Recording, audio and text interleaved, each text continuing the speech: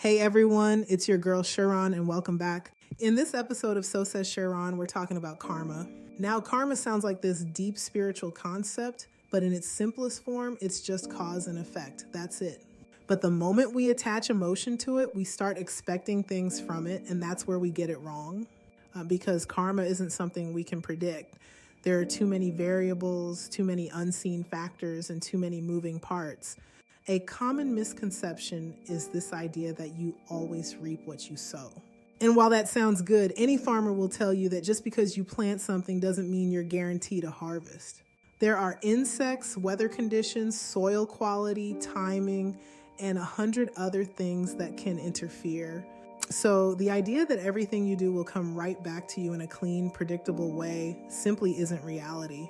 Let me give you an example. Say someone goes to a park, starts a fire, and that fire spreads, destroying homes and displacing families. In a perfect world, that person would get caught immediately, but we don't live in a perfect world. If they stay quiet and walk away, they may never face consequences.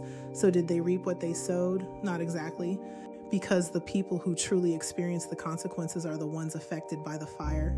And that's the truth most people miss. What one person sows, many people reap.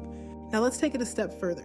There's something I like to call mass karma contributions. And yes, I'm claiming that phrase. This is when entire groups of people contribute energy, behaviors, and messages that future generations end up living through. Think about music, specifically gangsta rap. There's nothing wrong with telling real stories about pain and struggle.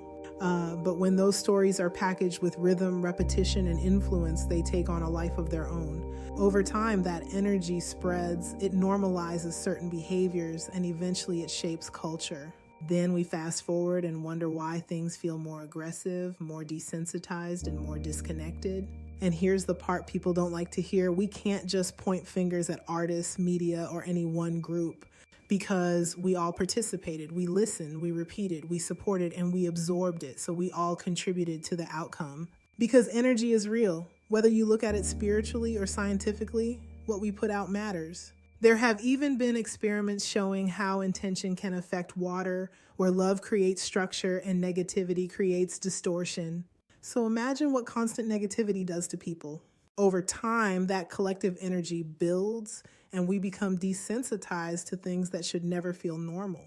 Then when something tragic happens, we ask why. We look for someone to blame. Sometimes we even look to God. But most belief systems agree on one thing. We have free will, and not just over ourselves, but in how we influence others. So instead of asking why this is happening, we should be asking what we've been contributing, because we are all participating in the outcome.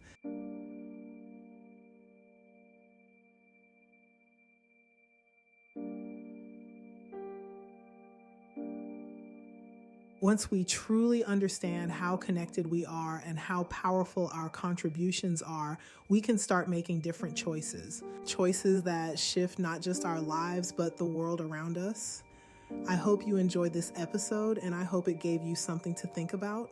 If this resonated with you, make sure you like, subscribe, and share with someone who needs to hear it.